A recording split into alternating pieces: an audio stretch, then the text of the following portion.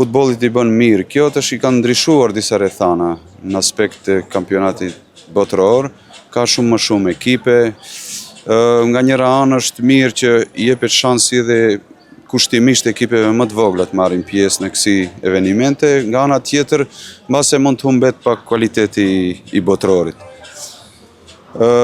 Nga ana tjetër, Amerika në raport me Europën, kur mbahet në Amerikë dhe në Meksik, si në rastin konkret, kemi problem pak me oraret e ndjekjes së ndeshjeve, mirë po besoj se do jetë një kampionat shumë atraktiv.